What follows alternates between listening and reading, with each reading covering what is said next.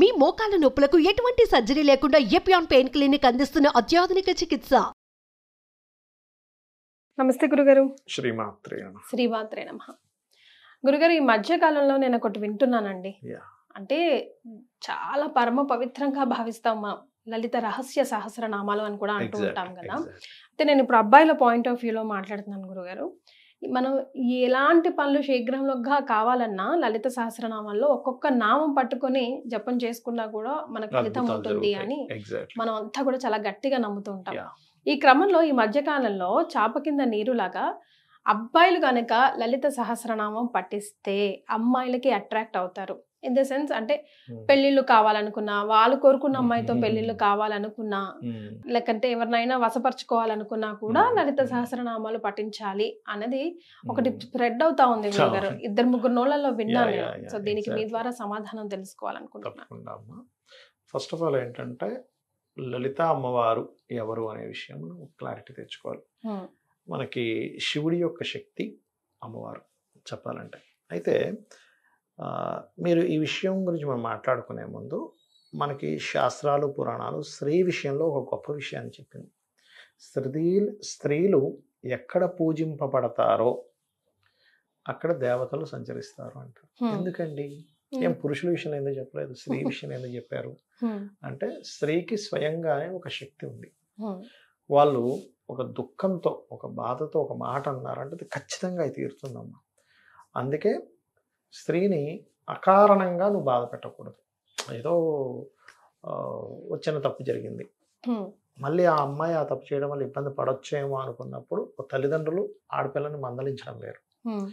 అమ్మ నువ్వు ఇట్లా ఉంటే కరెక్ట్గా సమాజం రకంగా చూస్తున్నాను, లేకపోతే రకరకాల స్త్రీ అనే కాదు పురుషుల విషయంలో కూడా మనం తల్లిదండ్రులు వాళ్ళ బాగు కోసం చెప్తాం. కరెక్ట్ చేయడానికి నడుస్తున్నప్పుడు కరెక్ట్ చేయడం వేరు. అంతేకాకుండా అలా కాకుండా ఒక హింసాత్మకమైన దూషించడం, లేకపోతే ఆడపడుచులు దూషించడం, లేకపోతే ఒక భర్త భార్యను దూషించడం. అంటే ఇవాళ రేపు జనరేషన్ చాలా మట్టుకు మారింది, తగ్గాయి చెప్పాలంటే. అలా గనక జరిగినప్పుడు ఆ స్త్రీ గనక దుఃఖంతో ఒక మాట అన్నది లోపల బాధపడిందంటే ఖచ్చితంగా జరిగి తీరుతుంది. అంటే ఇక్కడ మనం జాతకం చూసినప్పుడు అందులో స్త్రీ దోషం ఉంది అని కూడా మెన్షన్ చేస్తూ ఉంటారు కదా. అత్తగారితో గొడవ ఉంటుందా, అసలు ఆడపడుచులతో గొడవ ఉంటుందా? అంటే 10th హౌస్ పాడైంది అనుకోండి స్త్రీ జాతకంలో, అత్తగారితో పడదు వాళ్ళకి. ఎందుకు 4th హౌస్ పాడైనా తల్లితో పడదు. అట్లాంటి కేసెస్ నేను చాలా చూసాను, మీకు వినిపిస్తా కూడా చాలా ఉన్నాయి నా దగ్గర. అయితే ఇక్కడ ఏంటంటే మనం ఈ పాయింట్ని కరెక్ట్గా అర్థం చేసుకుంటే శాస్త్రం ఏం చెప్తుంది అంటే స్త్రీ వాక్కి అమ్మవారి శక్తి ఉంటుంది. అంటే అమ్మవారి యొక్క అనుగ్రహం, అమ్మవారి శక్తి స్త్రీలో పరిపూర్ణంగా ఉంటుంది. ఎవరైతే లలిత చదువుతారో వాళ్ళకి అమ్మవారు మాతృస్వరూపం. అమ్మవారు అంటే ఎవరు? మాతృస్వరూపిణి కదా. అవునండి. మాతృకా వర్ణరూపిణి అని కూడా చెప్తారు. అంటే అక్షరాల రూపంలో కూడా అమ్మవారు ఏం చెప్తూ ఉంటారు, లలితహాస్త్రనామాల్లో ఉంటుంది. అంటే ఎవరైతే లలితహాస్త్రనామాలు చదువుతారో వాళ్ళకి మాతృస్వరూపిణి అనుకున్న అమ్మవారి అనుగ్రహం వల్ల వాళ్ళ సహకారం వీళ్ళకు ఉంటుంది. ఇక్కడ మీరు సహకారం ఉండడం ఈజ్ డిఫరెంట్, వశపరి చేసుకుంటారు లేకపోతే వశం అయిపోతారు అనేది ఈజ్ డిఫరెంట్. ఇంకోటి ఏంటంటే అమ్మవారి భక్తుణ్ణి అని ఎవరికి అర్హత ఉంటుంది అంటే ప్రతి స్త్రీలో అమ్మవారిని చూసిన వాడికి అమ్మవారి భక్తుడిని చెప్పుకునే అర్హత ఉంటుంది. అంతే కదా గురుగారు. అంతే కదా. ఒక యంగేజ్ లో ఒక ప్రేమ కలిగింది, దట్ ఈస్ డిఫరెంట్. లేదా ఒక పెళ్లి చూపులకి వెళ్ళి ఆ అమ్మాయి అంటే ఇష్టపడి, దట్ ఈస్ డిఫరెంట్. ఓకే. లేదా ఇద్దరి మధ్యని ఒక రిలేషన్ ఏర్పడి, దట్ ఈస్ డిఫరెంట్. కానీ నువ్వు చూసిన ప్రతి ఒక్కరిని అదే కోణంతో చూస్తే కనుక అమ్మవారి భక్తుడిగా నువ్వు అర్హుడివి కాదు. మొట్టమొదటిగా ఇది మనం నేర్చుకోవాలి. అంటే నువ్వు అమ్మవారి భక్తుడిని చెప్పుకుంటున్నావు అంటే నీ భార్య పట్ల లేకపోతే నువ్వు ఇష్టపడిన వాళ్ళ పట్ల దృష్టి వేరు, ప్రతి స్త్రీ పట్ల ఉండేటువంటి దృష్టి వేరుగా ఉండాలి. అప్పుడు నువ్వు నిజమైన అమ్మవారి భక్తుడివి. మరి ఈ వశపరి చేసుకోవడము ఇదంతా ఏమిటి అంటే ఇందాక నేను చెప్పినట్టుగా చాలా స్పష్టంగా అమ్మవారు ఈజ్ ఈక్వల్ టు స్త్రీ. శ్రీమాత్రే నమః అంటాం మనం. ఆ శక్తి ఎక్కువగా ఉంటుంది స్త్రీల్లో, అమ్మవారి శక్తి అధికంగా ఉంటుంది. నువ్వు ఎప్పుడైతే రోజు లలిత చదువుకుంటావో వాళ్ళ నుంచి వచ్చే సహకారం బాగా వస్తుంది. మీకు ఎందుకు మనం లలితహాస్త్రనామాల్లో ఒక నామం ఉంటుంది, వివాహం అవ్వట్లేదండి అనగానే కామేశబద్ధ మంగళ సూత్ర శోభిత కదా. కొన్ని వేల మంది చెప్పారమ్మా నాకు, ఏమండి మేము యూట్యూబ్లో చూసాము, చేసుకున్నాం, అయిపోయింది. అది చెప్పడానికి ఫోన్ చేసేవారు నాకు. అలాగే భార్యాభర్తల మధ్యన గొడవలు ఉన్నప్పుడు కూడా మనకి శివకామేశ్వర అంకస్త శివాస్వాధీన వల్లభాయ నమః ఇది చేసుకోవచ్చు. లేదా సౌందర్యలహరిలో శివశక్త్యా యుక్తో యది భవతి శక్త ప్రభవితం నచేదేవం దేవో నకుల కుశల స్పందితుమపి అనేటువంటి శ్లోకం అదైనా చేసుకోవచ్చు. అంటే ఏమిటి, శక్తి లేనిదే శివుడు కూడా ఇంచు కూడా కదలలేడు అనేటువంటి అర్థం అది మొదటి నామంలో. అంటే ఏమిటి, శక్తి ఎంత ప్రధానము, నీకు ఆ శక్తి స్వరూపిణి అని అమ్మవారి అనుగ్రహం కలుగుతుందని చెప్పడం ఇక్కడ. స్త్రీ అంటే ఎవరు, స్త్రీ శక్తి అంటాం, పురుష శక్తి అనం మనం. అవునా కదా? అంటే ఏమిటి, శక్తి స్వరూపిణిగా మనం ఇవి చెప్తున్నాయి. మీరు అందరూ ఏమనుకుంటారు, స్త్రీలను నిచ్చేస్తున్నాం అనుకుంటారు, కానీ మన లలితాసహస్రనామాలు కావచ్చు, లేకపోతే మనకి చండీ పారాయణం తీసుకోండి. చండీ పారాయణంలో మొత్తం శక్తి ఆర్మీ మొత్తం స్త్రీలే అక్కడ. ఒక్కొక్కరి నుంచి ఒక్కొక్క శక్తి వస్తుంది.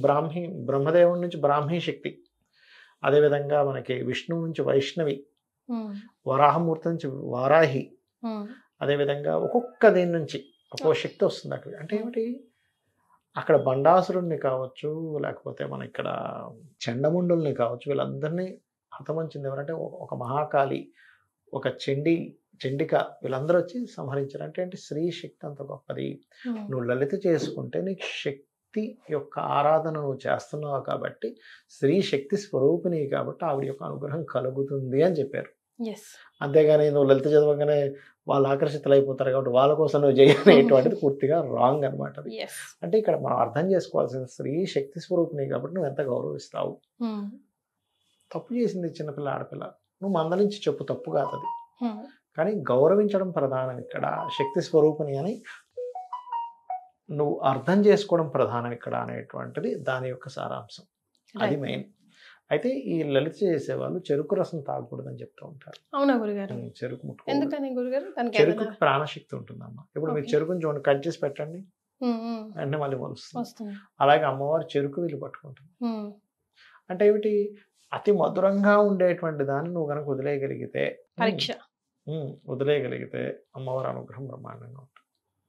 ఇక్కడ ఏంటంటే మనం అమ్మవారు అనేటువంటి భావన నువ్వు ప్రతి స్త్రీలో నువ్వు చూడగలగాలి, అలా చూసి నువ్వు ఉండగలగాలి. దట్ ఈస్ అమ్మవారి యొక్క అసలైనటువంటి ఉపాసన మార్గం.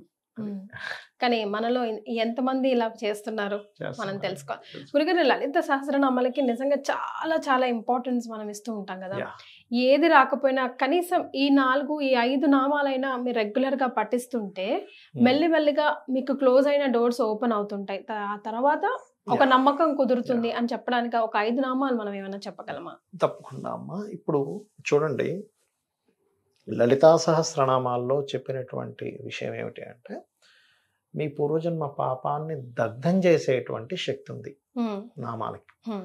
అంటే పూర్వజన్మ పాపమే మనకు అడ్డుపడుతూ ఉంటుంది. ఏ రూపంలో? రుణము, రోగము, శత్రు రూపంలో. రుణము అమ్మో ఉండకూడదండి అంటాం, రోగం అయ్యి బాబాయ్ అసలు రాకూడదు అంటాం, శత్రువులు వద్దనుకుంటాం, ఈ శత్రువుల కోర్టు కేసులను, పోలీస్ స్టేషన్స్ ఇవి తిరగలేమంటే గొడవలు అయ్యి బాబాయ్ అంటాం. ఈ మూడింటిని పరిపూర్ణంగా మార్చే శక్తి లలిత సహస్రనామాలకు ఉంది. అంటే ఉదాహరణకి రుణము రాకూడదు, అందరూ బాధపడుతుంది అదే కదా, అపర్ణాయే నమః, ఖచ్చితంగా రుణం విముక్తి కలుగుతారు. ఓం శ్రీ అపర్ణాయే నమః. శ్రీ పెట్టచ్చు, ఓం పెట్టినా పెట్టకపోయినా అపర్ణాయ నమః చేసుకున్నా సరిపోతుంది. అపర్ణాయ నమః. ఇంకోటి ఫైనాన్షియల్ గ్రోత్ రావాలి, ఓం సంపత్కరీ సమారూఢ సింధుర వ్రజ సేవితాయే నమః. అదేవిధంగా రోగాలు ఉన్నాయండి, రోగం తగ్గాలనుకున్నాం ఇందాక, ఓం సర్వవ్యాధి ప్రశమని సర్వ మృత్యు నివారిణి అగ్రగణ్య అచింత్య రూప కలికల్మశనాశిని అయి నమః. లేదండి కొంతమంది అంటారు, ఏమంటే మేము వైష్ణవులము, విష్ణు సంబంధించింది ఏదని చెప్పండి అంటే, క్రీమ్ అచ్యుతానంత గోవింద బ్రహ్మాండంగా పనిచేస్తుంది. అంతా దేవతామూర్తి అంతా ఒకటే శక్తి, రకరకాల బ్రహ్మ విష్ణు రుద్రులుగా ఉంది. నీకు ఏది ఇష్టమో అది తీసుకోవాలి, తప్పేం లేదు. అంతా జగన్ వెళ్ళేది శక్తికి అన్నట్టుగా యూనివర్సే. అలాగే ఉద్యోగం రావట్లేదు, ఓం మాణిక్యం ఒకటాకార జానద్వయ విరాజితాయే నమః, లేదా ఓం శ్రీమాత శ్రీ మహారాజ్ని శ్రీమత్ సింహాసనేశ్వరి నమః. ఫైనాన్షియల్గా ఇబ్బంది ఉందండి, అది 2 రకాలుగా ఉంటుంది. కొంతమందికి వ్యాపార అభివృద్ధి అవ్వట్లేదని, లేకపోతే సహజంగా డబ్బులు రావట్లేదు, సహజంగా మనీ అవ్వాలి, ఓం సంపత్కరీ సమారూఢ సింధుర వ్రజ సేవితాయ నమః. లేదంటే బిజినెస్ ఇంప్రూవ్మెంట్స్ అవ్వాలి, నాకు డిజైర్స్ ఉన్నాయి క్లియర్ అవ్వాలి అని అనుకుంటే, ఓం ఇంద్రగోప పరిక్షిప్త స్మరతూనా భజంగికాయే నమః. అద్భుతంగా పనిచేస్తుంది. రైట్, ఇలా ఒక్కో నామానికి ఒక్కో అర్థం కదా గురు. కాకపోతే 40-45 minutes చేయాలమ్మా ఈ మంత్రం. ఓకే. చేస్తే ఖచ్చితంగా వాళ్ళకి ఫలితం ఉంటుంది. చాలా మంది చేసే మిస్టేక్ ఏంటంటే 5-10 నిమిషాలు చేస్తారు, లేదా ఒక రోజు చేస్తే 4 రోజులు మానేస్తారు. మీకు దానివల్ల ఉపయోగం ఉండదు. ఎలా అంటే ఇప్పుడు మీరు ఒక ఎక్సర్సైజ్ చేస్తున్నారు, రోజు ఫిట్ అవ్వాలంటే రోజు చేయాలి, ఒక గంట సేపు చేయాలి. అప్పుడే కదా రిజల్ట్ ఉంటుంది. రిజల్ట్ ఉంది. ఒక రోజు చేశానండి, లేదా ఒక రోజు డైట్ పాటించానండి, నో యూజ్. ఎవరి కోసం? మనం ఇంకా నేను చేశాను రాలేదు, ఎందుకు రాదు? మీరు రోజు కంటిన్యూ చేస్తే ఏదైనా మీకు సిద్ధిస్తుంది. యూనివర్సల్ లా అది. అలాగే అమ్మవారి నామాలు మీరు రోజు 40 minutes to 1 hour కనుక మీరు శ్రద్ధాభక్తులతో చేయగలిగితే, ఇంకోటి ఏంటంటే నామం చదివేటప్పుడు ఇక్కడ అమ్మవారు ఉంది, అమ్మవారి నామం చదువుతున్నాను అనే స్పృహతో చేయాలి. పూజ చేస్తున్నాం, అక్కడ దేవతామూర్తి ఉంది, ఒక పుష్పం పెడుతున్నాను, దీపం ఆగ్రాపయామి, ధూపం ఆగ్రాపయామి, దీపం దర్శయామి, లేకపోతే పుష్పం ఆగ్రాపయామి, లేదా పుష్పం సమర్పయామి అని చేస్తూ ఉంటాం. అమ్మవారు అక్కడ ఉందనే భావనతో చేయాలి. ఏదో అక్కడ ఏదో విగ్రహం ఉంది, లేదా ఒక పటం ఉందని చేశారా, ఏ ఫలితం ఉంది? దాని తగ్గ ఫలితం వస్తుంది అంతే. మరే భావన ఇంపార్టెంట్ కదా గురుగారు, ఏ పూజలో. గురుగారు మళ్ళీ అఫ్ కోర్స్ మనం ఎంత చెప్పినా చెప్పకపోయినా లలిత సహస్రనామాలు అనేది ముఖ్యంగా ప్రతి ఒక్కరి జీవితంలో మమేకమైపోయింది. అందరూ చేయొచ్చు కూడా అమ్మ, చాలా మంది. ఇది మళ్ళీ ఒక కాంట్రవర్సీ, చేయకూడదు, ఒకవేళ చేస్తే ముందు ఇది చేసి చేయాలి, లేకపోతే తర్వాత ఇది చేసి చేయాలి, ఇది చేసిన వాళ్ళకి అర్హత ఉంటుంది అని అంటున్నారు. అందరూ చేయొచ్చు, కాకపోతే తప్పులు చదవకుండా చేయాలి, అంతే, అంతకుమించి ఏం లేదు. రైట్. చాలా సంతోషం గురుగారు, ధన్యవాదాలు. శ్రీమాత్రే నమః. శ్రీమాత్రే నమః.